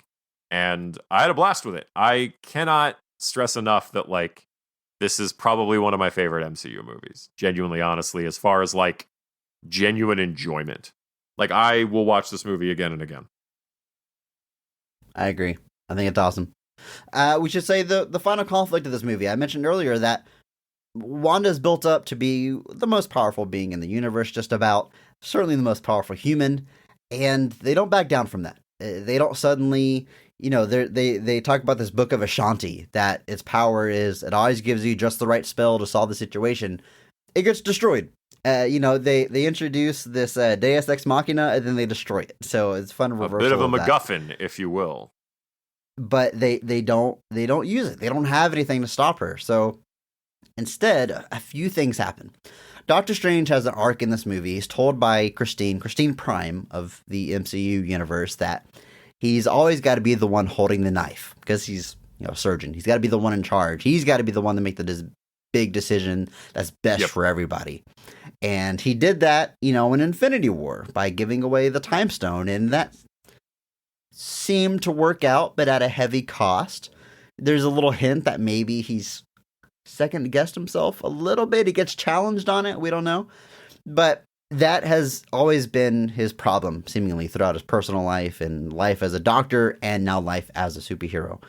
And we see that another version of him was going to have the knife in his hand, make the decision to kill America, take her powers, so that he could protect her powers, because he's got to be the one to do it. At the end of this movie, he's faced with that same decision. Now it's Doctor Strange Prime has to make the decision. Wong even tells him, you have to kill her. That's the only choice here. Take her power. He doesn't do it. He gives her the knife. He lets her solve the situation. Keep your powers. Use your powers. I believe in you to do the right thing, to overcome this. And she does. America, again, a woman, is the one to take on Wanda, and she doesn't defeat her physically. She says, in her words, I'm going to give you what you want. I'm going to give you your kids. So she sends her to another dimension, and her kids see her as Scarlet Witch, as a monster, as someone who is about to kill this young girl. They are terrified of her. And it's such a heartbreaking scene because it breaks Wanda's heart. She's pleading these kids, I would never hurt you. I'd never hurt anybody. And she kind of starts to realize how far she's fallen. And their mom, their Wanda, is there, who has been shoved aside by Wanda coming into that universe and is on the ground. And she breaks down. She realizes the truth and that she has hurt people and that she's not going about her grief the right way. But it took seeing her kids scared of her and in pain to realize that. And that's just such a tragic and heartbreaking but beautiful way to wrap up the story. Again, it's not a fist fight. It's not overcoming Wanda's powers. So good.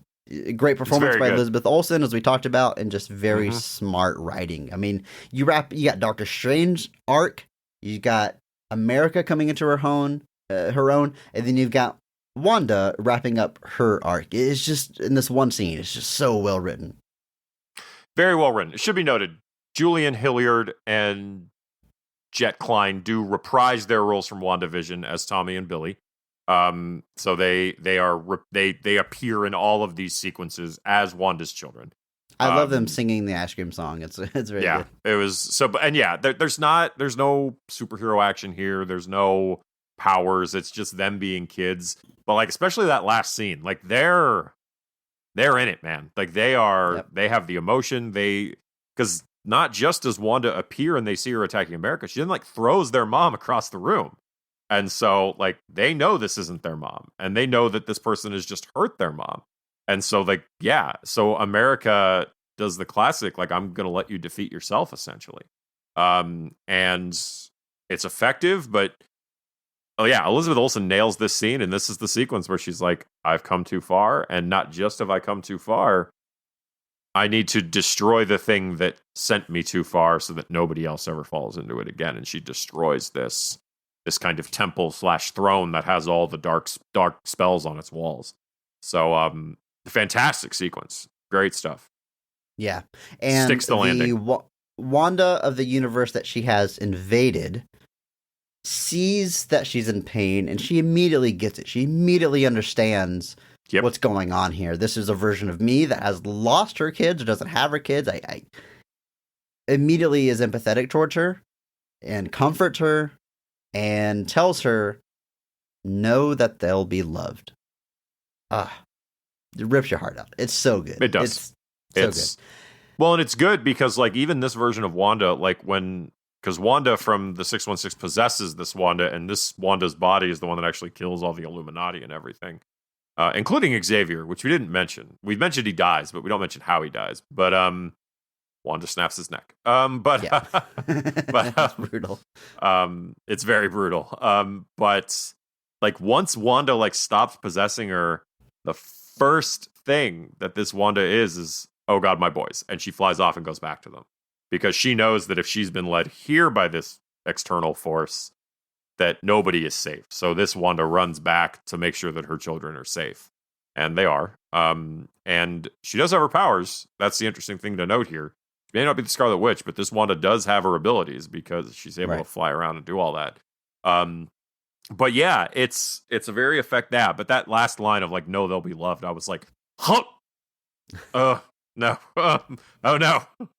nobody makes me feel my own feels. Yeah, man. It's awesome. And then Wanda destroys the temple, like you said. And there's a very interesting shot here, Andrew. There's an aerial shot of the temple crumbling down. We see it crumbling on Wanda. Then it goes to this faraway shot. And there's this big red flash that shoots out. Mm-hmm. What does that mean? Is that her dying? Is that her teleporting? It's Wanda's unclear. not dead. Wanda's not dead. Come on. Andrew, look, I what I'm saying is the movie is not telling us definitively what happened to Wanda. No, it's not. We're obviously leaving it ambiguous. Like, obviously, Right. the movie does say at the end, Doctor Strange will return. Does not say anybody else will return. But it's obviously left ambiguous. I won't deny that. Like, obviously, being comics, you always are, even when you see the body, you're still not sure. But, and because there's been stories with Wanda, like post, like House of Mutants, where she got rid of all the mutants, where they like found her like having amnesia, living in the mountains in Romania or something. So it may be that we just we find Wanda down the line when the next thing happens. But yeah, she seemingly, like, Strange just seemed to be assuming that she's gone. Or he's just, whatever version that he sees. But it's a really good, like I said, it sticks the landing. It's a lot of emotional weight to try to unpack there, but I think they do a great job with it. I agree. We're going to jump into some of your thoughts that you submitted on our Discord, but before we do that, Andrew, there's a mid-credit scene in this movie. There is. There's a lot to talk about here. At the very end of this movie, before credits actually hit, we see that our Doctor Strange, Prime Doctor Strange, MCU Doctor Strange, gets overcome with something. And we hear some evil music reminiscent of the music fight he had earlier. This is the end of the movie. This isn't the mid-credits. Yes, before the credits hit. Yes. Sorry. And he drops to his knees, and an eyeball in his forehead opens up. Yep. And I want to know what you think that means. But also, there's a mid-credit scene where Charlize Theron shows up as a character named Clea, the internet tells me. Not a character that I know. I'm hoping you can help us out there. But she's dressed extravagantly. She says, "You've caused an incursion. We're going to fix it." She tears space and time. I don't know. Tears a hole that opens up to the cosmos. Doctor Strange, again, has that eyeball in his forehead still. And he happily goes along with her. And that's the end of that scene. So, Andrew, a lot to unpack here. You know a lot about comics. I'm hoping you can fill us in here. What does that eyeball mean? Who is Clea? The eyeball, I think, is just usage of the Darkhold. It's just like a third eye type thing. I don't really know if there's going to be any, like, I that's all I can really say. You get basically enough using of the Darkhold. Apparently, it corrupts you to the point you have a third eye. Wanda didn't have a third eye, I don't think. So it might be the Darkhold mixed with the version of magic that Strange uses.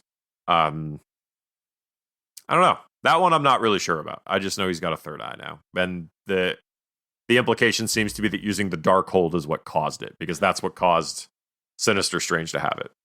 It's just a bit jarring to me that the end of the movie, definitely he's screaming and this third eye opens up. It definitely seems like, whoa, like he's being possessed, he's corrupted, he's maybe evil. But then almost immediately we get the end credit scene where he's happy-go-lucky Strange again. Yep. It seems cool with that third eye, so I don't know how I'm supposed to feel about it, which is fine. The answers are coming later. It's the whole point of teasing the future, but it's just, it was pretty interesting. But Clea, tell me about this character, Clea. So Clea is she's from the story where Doctor Strange confronts Dormammu for the first time. And seemingly, in this universe, they go to the dark dimension, because when she cuts open that hole, it's the same place that Strange fights Dormammu at the end of the first Doctor Strange. I did think it looked like that with the colors. So it does look like that.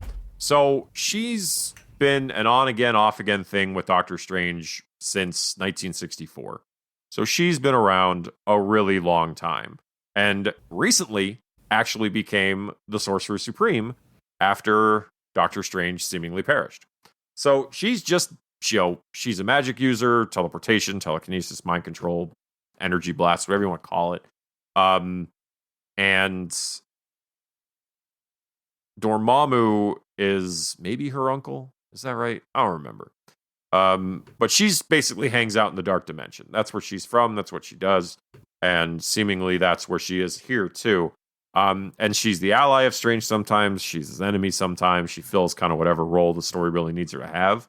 But I'm very interested in where they're going to go with that. I think that's a really cool character to bring into the fold.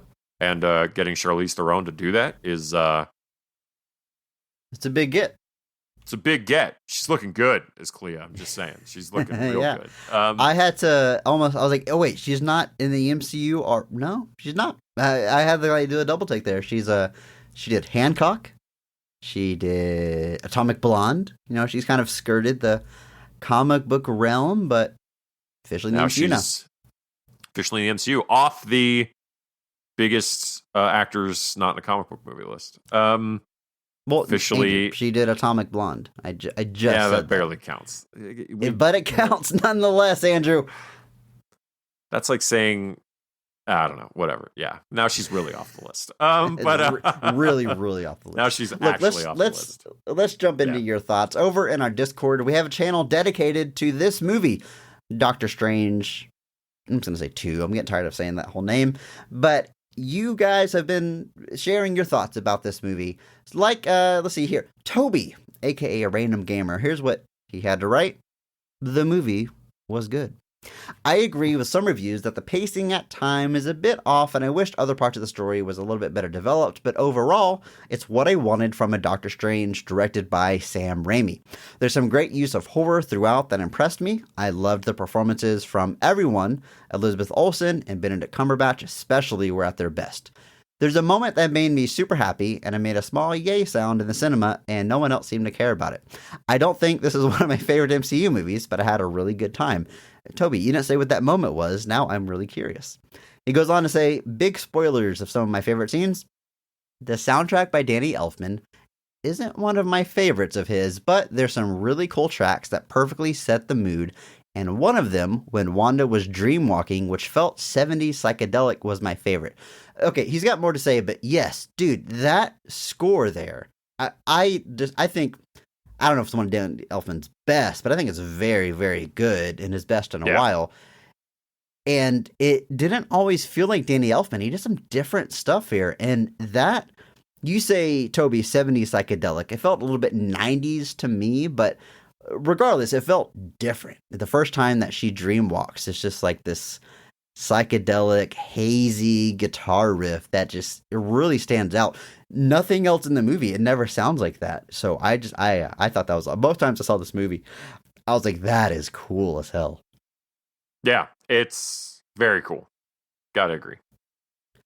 Toby goes on, finally seeing a version of Reed Richards played by John Krasinski, who ultimately didn't do that much, but I thought he channeled Mr. Fantastic really well.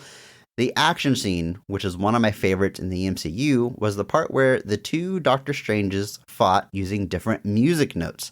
I loved that we got to see Professor X in his animated wheelchair, which looks so accurate, in his introduction scene with the X-Men theme playing, and even though I was devastated to see Wanda be the way she is, I liked that she stopped herself and the other Darkholds in the end. I'm really curious what they do with that new version of Vision now that Wanda might be gone. All great points, Toby. I'm glad you enjoyed the movie. You're calling out some really good stuff there. But Andrew, were you surprised that Vision is not in this movie whatsoever? He's hardly mentioned in this movie. I thought he might show up at the end.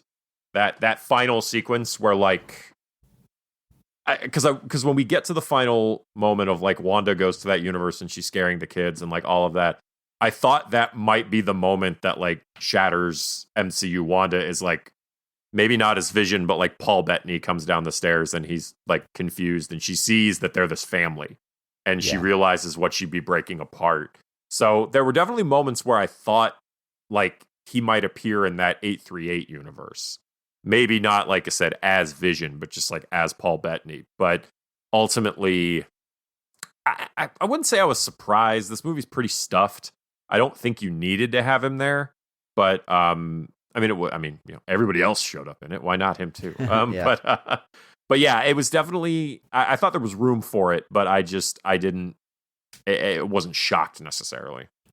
Yeah, and the way that Vision is created in the MCU is so unique that there's probably not a lot of versions of him, if any. He might have been the only Vision. I mean, in A38, we see in this movie, Ultron was successful, so there's probably not a Vision there. So we don't really know who Wanda's having kids with. It doesn't get into it. But in the MCU, we've got this white Vision that was set up in WandaVision, who presumably has the memories of Vision. It's left kind of unclear, and I thought we were going to get some answers here, even if it was just post-credit scene, but they're saving that for something in the future, I guess. So, I don't know. We'll see where that goes. Armor Wars. You heard it here, first, folks. Probably not, though. I'm sure a lot of people on the internet saying that. Sorry, Andrew.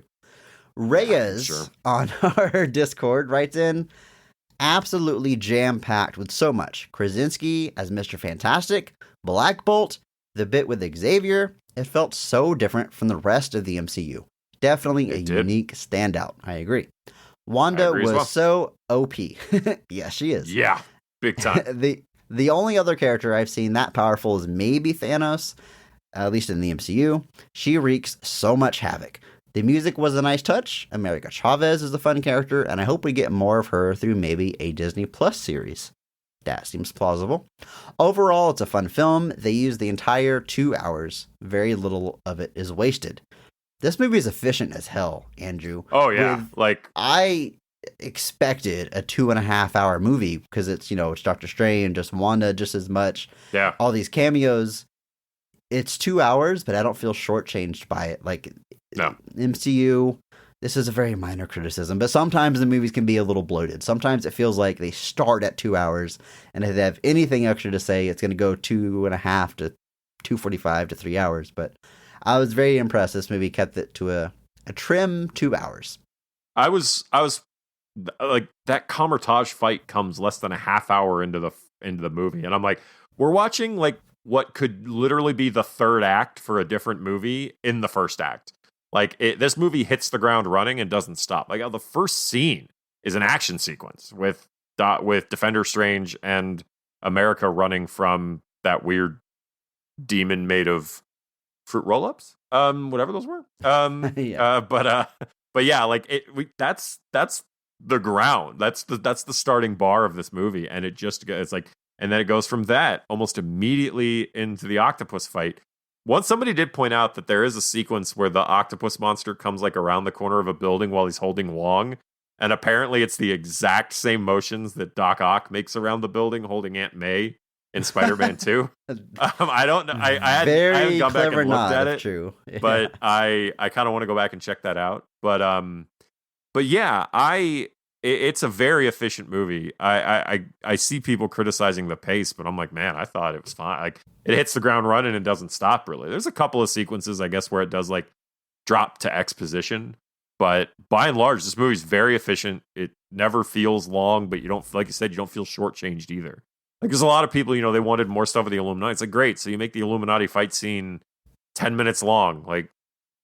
Okay, cool. What are we gaining? What is, I think the way it happens is definitely something that's more conducive for the story they're telling. So, but yeah, I'm into it. 2 hours in and out. That's all it should be most of the time. Not even that sometimes, guys. Zavazda writes in, you guys have a lot to say. He says, I was extremely happy that they went there with Wanda. Not because I don't love and have sympathy for the character, but she enslaved and tortured a city for months, and anything else would have felt like they were trying to get that under the rug. Generally, the movie looked great, and I kinda disagree with Toby, we got some fighting in our Discord, and really adored the score, though I'll have to give it a listen by itself. Okay, first of all, Zavazda wrote more. I'm going to get to it. But what do you think about what he's saying about Wanda here? That he's happy they went full villain with Wanda, because I kind of agree. If they would have, led her back to being an Avenger or a hero, it would have felt weird. Shortchanged. What do you think? We didn't mention that scene at the beginning at the orchard. I actually loved this scene because Strange shows up to ask Wanda because they notice that these creatures have witch runes on them. Not magic, it's witchcraft at this point. So he goes to Wanda to ask for her help, and it's a classic, the villain reveals their hand by saying something they're not supposed to know, And Strange just mentions there's this girl that they're trying to help. And Wanda's like, well, why don't you bring America here? And like, he keeps walking for a second, but then he stops. And you can see that it clicks. And then Wanda says, you didn't tell me your name, did you? And Strange goes, nope. And so at that moment, this is like 15 minutes into the movie. So we're hitting the ground running. But that's a great sequence. We didn't really mention it, but I just love that slow burn reveal of, oh, it's you. And there's a couple of moments where like Strange like and Wanda kind of have this face off, and there's kind of like a, so what happens now? Like Right. Obviously we know where everybody sits on the table, but we are still sitting here for right now.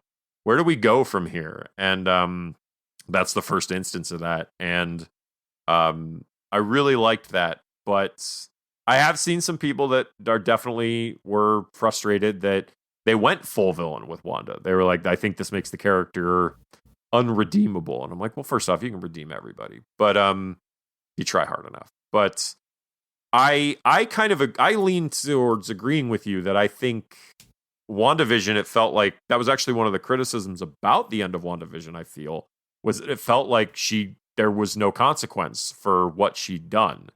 And so this movie shows that there was a deep consequence. She went further into the darkness and ended up corrupting herself in the process.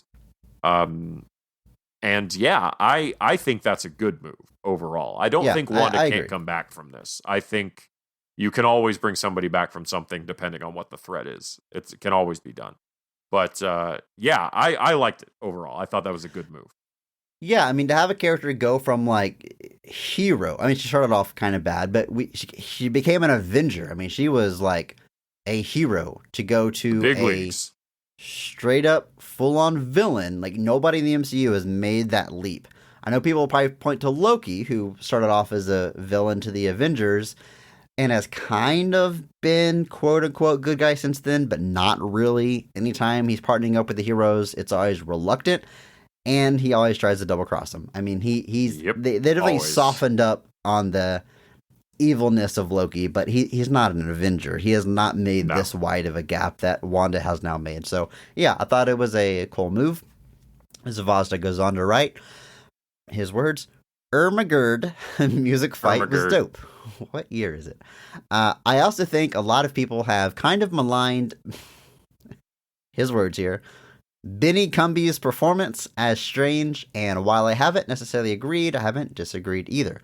But I think this movie should silence those people. Really commanding performance, in my opinion. This is an interesting nerdy bit. He says, I'm kind of bummed they called the MCU 616. They could easily retcon it, but why not call it 508 or 805 or something? Definitely felt like Raimi to me. He got to do a lot, and I hope it was a good experience for him. And he's wondering if John Krasinski is going to be Reed Richards in the future. We don't know. But, we'll see. Yeah. Andrew, what do you think about them calling the MCU 616? Chris, I have to be honest with you. I don't care. It's one of those things where, like, I know the MCU is the 616. That's always been the thing. But I was always a DC guy where it was Earth 1 and Earth 2 and Earth this and Earth that. And it doesn't bother me. I know there's people, I don't, and like I think you said, this is just 838 that designated it 616. Like, sure, I don't see it as anything more than just an Easter egg. I certainly don't see it as anything to get invested in.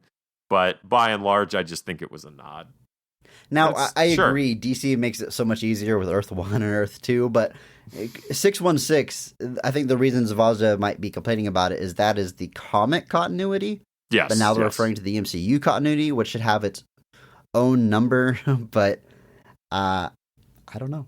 I'm kind of like with you. I'm not that invested into it. But Zavazda, if it upset you, I'm sorry. And I hope you forgive the movie. All right. Few more thoughts. This is from Breaker. This is actually a friend of the show, Brett, who was on our Teenage Mutant Ninja Turtles Out of the Shadows episode. Timothy Oots, who could forget? Timothy Oots. They disagree with me. He's saying this is a horror movie. You could see Raimi in this movie before even knowing it's a Raimi movie. A++++. Looks like he really liked the movie. Getting ever closer to the supernatural. If only Ghost Rider would have just reared his bony head. That would have been another fun Easter egg, but this movie had plenty. Took a shot at Xavier, and they were right. Can't believe it. Short and sweet. I like it. Brett, friend of the show, loved the movie. I loved the movie. Andrew, I think you loved the movie. There's one more friend of the show that we are going to hear from. Friend of the show, my wife, Rachel, I mentioned earlier, has been crazy excited about this movie. Super hyped for it. She has also seen it twice. She's a Wanda's corner. I mean, she really relates to the character, and the character genuinely means a lot to her, and she has a lot of thoughts to share. She couldn't be here at this time for our recording, but I am going to talk to her about it.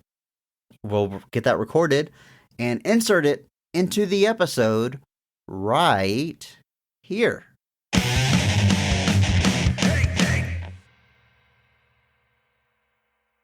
So for much of their existence, comic book movies have had one target demographic: men.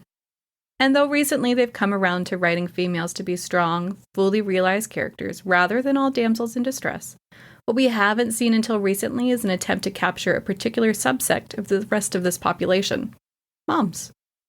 Now, there have been mothers in the MCU before: T'Challa and Shuri's mother, Queen Ramonda, Thor and Loki's mom, Frigga, Morgan's mom, Pepper. But it wasn't until WandaVision that we really saw what a superpowered mother might look like. And really, when it started, who saw that coming? WandaVision really centered around Wanda's stages of grief after losing Vision by her own hands, but now she's a mother. And once you're a mother, your children are the center of your universe. So when we pick back up with Wanda in Multiverse of Madness, she's working through the grief of losing her children, and she's prepared to do anything, including rip apart the multiverse to get them back. And who can blame her? Strange easily found her when he was looking for her help, and he clearly knew what happened in Westview. She had a full mental breakdown, and her chaos magic took control. She made mistakes, and people were hurt. But did he help her? Did anyone reach out to her or even hold her accountable? A full team of superheroes, and she was left to grieve alone. Twice. Though clearly distressed, Wanda is no helpless damsel. Is she a badass witch in sensible shoes? Absolutely. Is she arguably the most powerful Avenger? I'll go ahead and say yes. But in this instance, she's not only a symbol of the endless lengths a mother's love will bring her to for her children, but she also represents any mother who suffered postpartum depression, child loss, and those struggling with fertility. At the very core of her being, she just wants to have her children that she quite literally willed into existence. She just wants her family. She could enslave multiple universes with very little effort, but that's not what she's looking for. She just wants to get her boys and live somewhere that isn't a constant reminder of her pain. And it's really no coincidence that the Multiverse of Madness, MOM, was released Mother's Day weekend. The scene where we establish Wanda as the antagonist, Strange, a man, and a doctor no less, tells her that her children don't exist. They aren't real since she created them using magic, and without skipping a beat, she says, that's what every mother does. Imagine telling a woman that her children aren't real. Now, imagine telling that to a woman who, by Wong's own account, is a being of unfathomable magic that can rewrite reality as she chooses. It's probably going to be a bad time. And when Strange asks what she'll do with the other Wanda, you can see she's shaken at the idea, but that's not her real concern. She's not worried about what happens to herself or a version of herself. She just wants those boys. Her boys. She knows they're out there and she can hear them. She knows through the Darkhold that her dreams are them of a different universe, and she's going to do everything that she can in her power and whatever other power she needs to wield to get them back and keep them safe. She's not a monster. She is a grieving mother, and she's very clear on her unwavering motivation. She has the power to take over the world, but that's not what she's interested in. She just wants her boys. Now, there's noticeable differences between this Wanda and the Wanda at the end of WandaVision. Her black fingertips indicate she's been dabbling in the dark magic since studying the Darkhold. Her cheeks and her eyes are a little bit more sunken in, and her costume, now with full sleeves, looks a little battle-worn and is noticeably darker, particularly around her heart, a visual representation of the heavy toll exacted by the Darkhold. She didn't mean to hurt people in Westview. She didn't want to hurt anybody here, but she was prepared to do whatever she had to, including racking up a pretty significant body count. Hurt people, hurt people. Christine mentions that Strange always has to be the one holding the knife. He always has to be in control. And the same can be said for this version of Wanda. She's lost her parents, her brother, her love, but she can see a way to get her children back, to get control. And it's interesting that no one can go toe-to-toe with her power. Once she decides to loosen the reins on being reasonable, she starts absolutely annihilating everything in her way. Oh, hey, smartest man alive. You have an opinion on all this? Do you have kids? Is their mom alive? Great. Then they'll have someone to raise them. Seems pretty reasonable to me.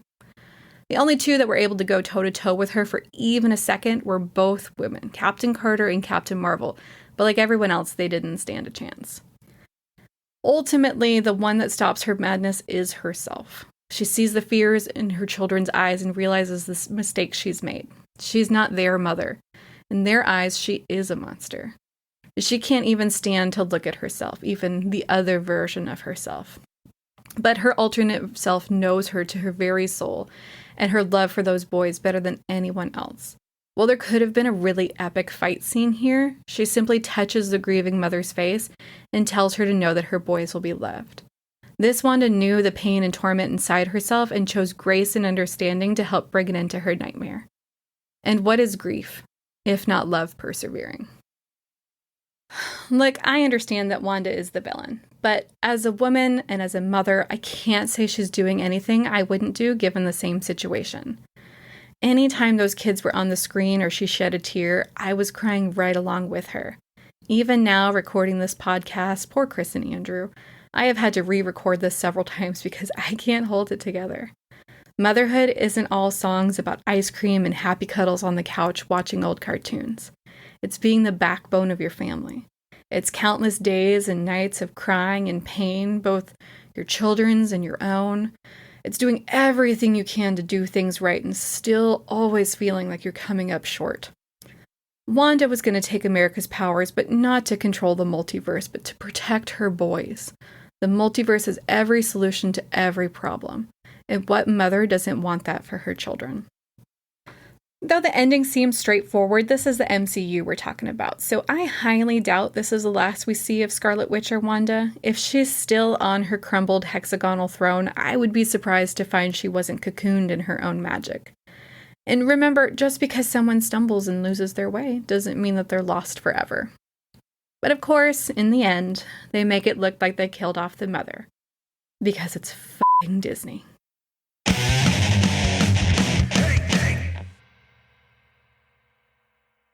Thank you so much for listening to this bonus episode of Best of the Rest. We like to call these Best of the Best. If you enjoyed this movie, let us know. Hop into our Discord. Tell us your thoughts. If you enjoyed this podcast, this spoiler cast, us talking about it, share it with a friend. Please, it is the only way that we grow. There's a lot of exciting stuff coming up on Best of the Rest. If you're not subscribed to us already, please do. Coming up this Tuesday, we have episode 55, which is on Kick-Ass 2. After that, expect episodes on Sin City 2, Rest in Peace Department, MIB International, Wonder Woman 1984, and then episode 60. Andrew, we're almost to episode 60. It's going to be a big deal. My God. It's going to be a big deal, guys. We like to separate these 20-episode milestones. We had a big celebration for episode 20 with Teenage Mutant Ninja Turtles 3, a big episode 40 with Catwoman. Episode 60 is going to be no different. In fact, it's going to be our biggest celebration yet. It's going to be coupled with a very big announcement for this podcast. You don't want to miss it. I can't build it up enough. Get hyped. Get excited. It's going to be fun. It's going to be great. Can't wait for everyone to hear it. I can't say what it is yet, but no, I can't do it. Andrew? Don't do it. This was fun. Let's get out of here. Are we done? Yeah, we got places to be. All right. Well, hey, remember, maybe not every movie is great. But all movies have greatness.